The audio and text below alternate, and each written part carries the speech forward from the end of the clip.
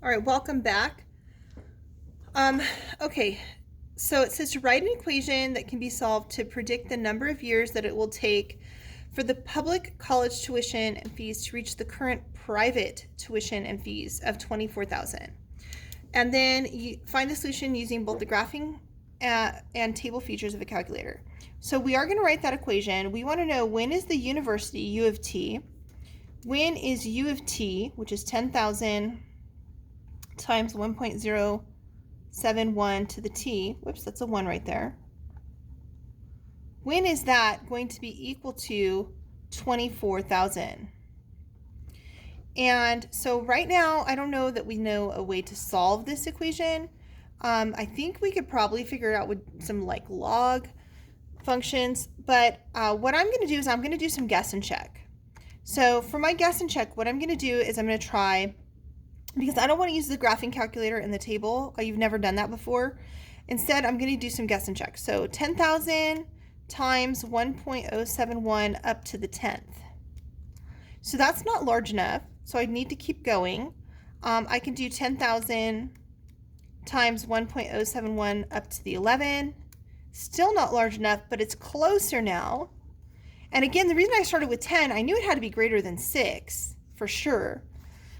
And then 10,000 times 1.071 up to the 12th, and that would be almost there, right? I'm almost there. Now if I do maybe to the 13th power,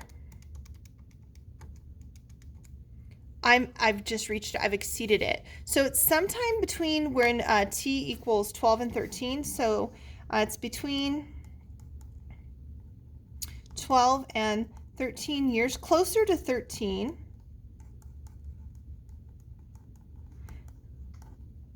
Now, the only way to do that more accurately, again, is to use a graphing calculator and find that solution.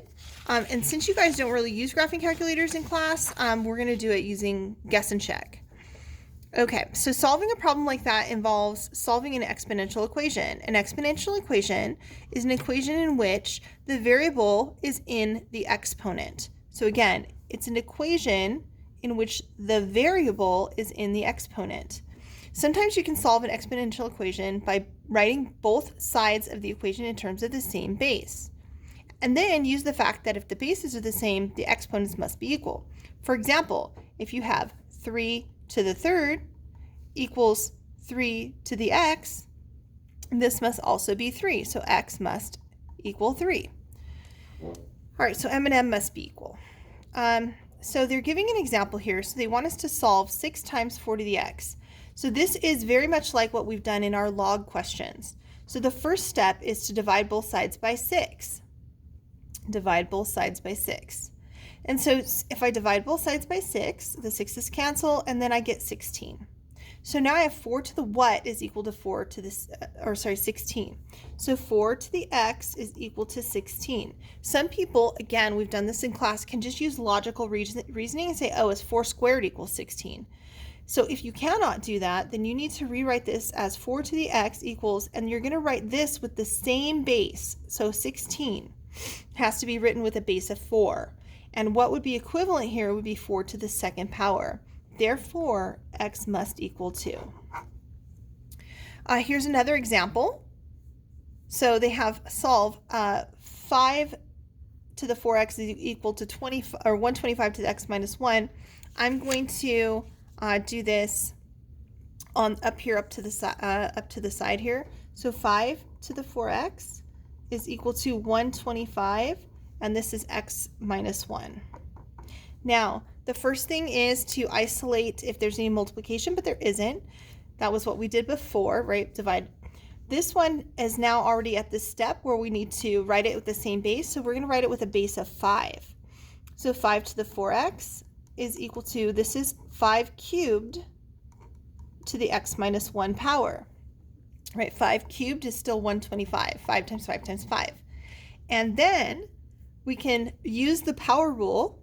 The exponent rule for powers is that you multiply the 3 to the x minus 1. So 5 to the 4x is equal to 5 to the distribute through.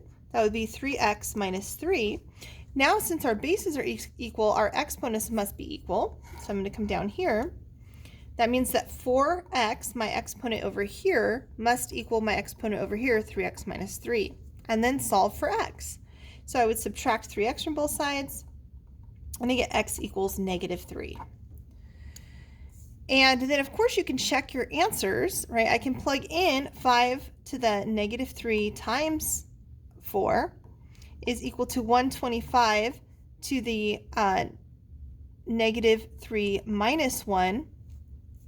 So this gives me 5 to the negative 12 is equal to 125 to the negative 4. And we can check that.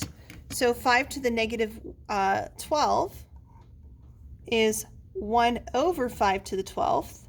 I can rewrite this with a base of 3, or sorry, base of 5, which would be 5 cubed to the negative 4. So 1 over 5 to the 12 is equal to 5 to the negative 12, and that is true. So I can check it. All right, solve for x. I would like you to do the try these. Go ahead and pause the video here. I'm going to go ahead and help you guys along with it. So the first thing we do is isolate the item that has the variable, which is 3 to the x equals 81. Write it with the same base. 3 to the x equals 3 to the, how would I rewrite 81? It would be 3 to the 4th. 3 times 3 is 9, times 3 is 27, times 3 is 81. So x would be 4. And then again, 2 to the what equals 1 over 32.